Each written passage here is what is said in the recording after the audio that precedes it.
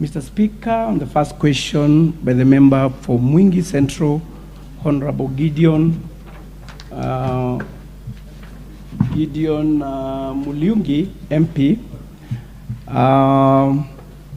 where he requests me to explain why the parcels of land in Mui Coal Basin, Mwingi East sub-county that have errors in their title deeds have not been resurveyed and the errors corrected, and when will they be resurveyed and the errors corrected?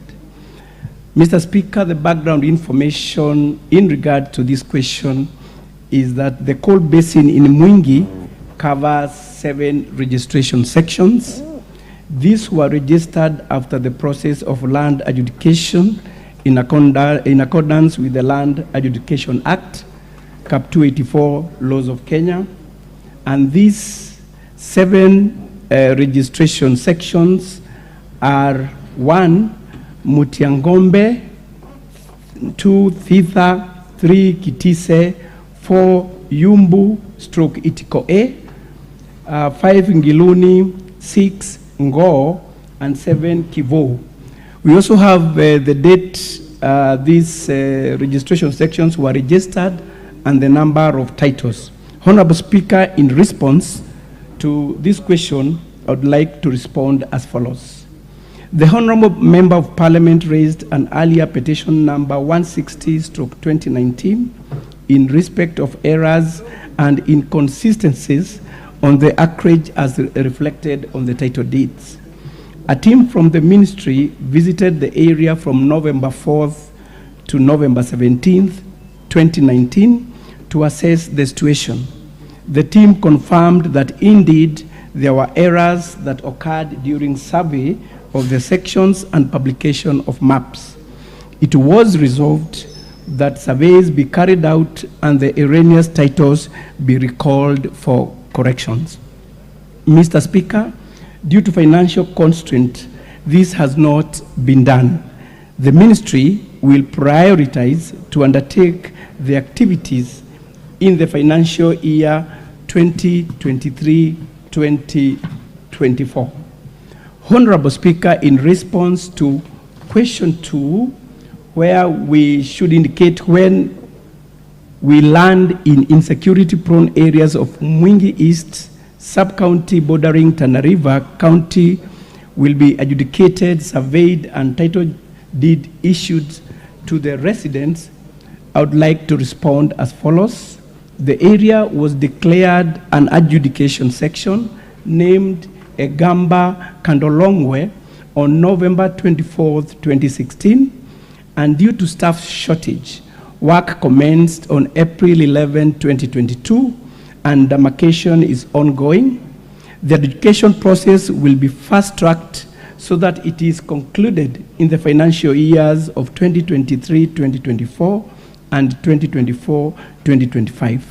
The ministry, Honorable Speaker, will also liaise with the Ministry of Interior and National Administration to ensure security is provided for successful implementation of adjudication program. Mr. Speaker, I don't know whether I also go to the second question. Yes. Thank you. The second question by the same member of Parliament, Honorable Gideon Muliungi. Honorable Speaker, I'm meant to provide details of the contract sum and contract period for the high-mast security lighting project undertaken in Mwingi Town by the State Department for Housing and Urban Development.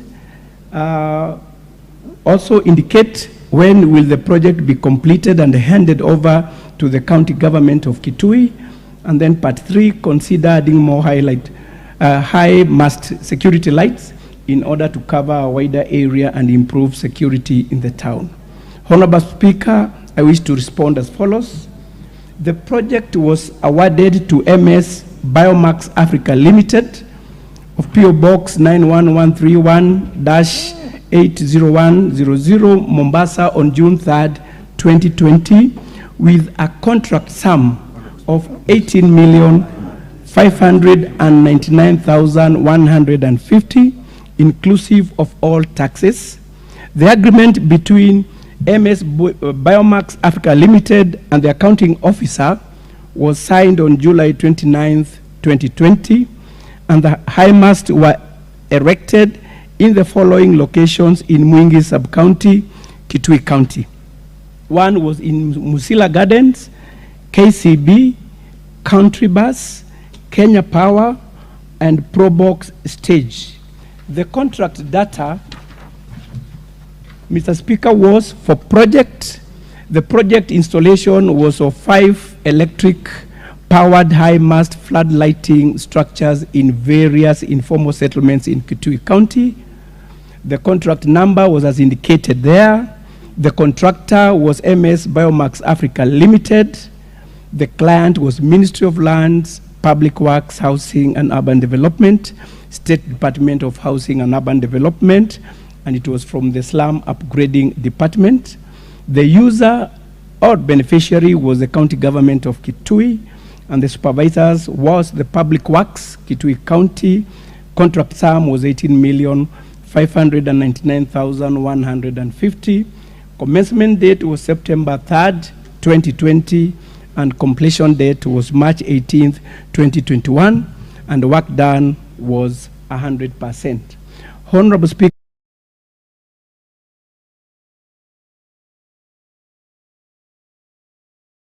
of 5 electric-powered high-mast flood lighting structures in various informal settlements in Kitui County was 18,599,150. The contract period of 28 weeks plus a 6-month defects liability period. Then there was the project officially commenced on September 3rd, 2020, and was completed on March 18, 2021. Certificate of practical completion was issued on December 15th, 2021, and the certificate of making good defects was issued on June 15th, 2022. Honorable Speaker, in response to question 2, I wish to respond as follows. There were 2 meetings as well as site inspections to hand over the high masts to the County Government of Kitui on January 14th, 2022 and June 21, 2022. The handing over was postponed due to a pending Kenya Power and Lighting Company bill of Kenya shillings 454,720 that was not factored in the contract. The bill has since, Mr. Speaker, been settled, and the ministry is making arrangements for handover to the county government of Kitui. Honorable Speaker, in response to question number 3, the ministry will consider adding more high-mast flood lighting to cover a wider area and also ensure security once the budget is allocated. I submit, Mr. Speaker. Supplementary, Honorable Mulungi. Do you have any supplementary or you are satisfied? Yeah, I have a supplementary. On question number 084, stroke 2223, Roman 1 and 2. Yeah, on Mutembei Basin, I think the CS should be very clear and practical on the timelines, because he says within the year. So I need to know within what period will they be going back to the site to start surveying. Roman number 2, on the titling of the border with Tana River, there is only one surveyor on site. He will take ages to complete, more than decades to complete. So could the CS add extra surveyors to support that exercise? On question number 085, stroke 2023, on the IMAST, security lighting. Now, the CS has said that he will consider adding more lights when funds become available. I think budget has just been read. He should be telling me, is there provision in the budget for additional IMAST or not, so that it is not a story.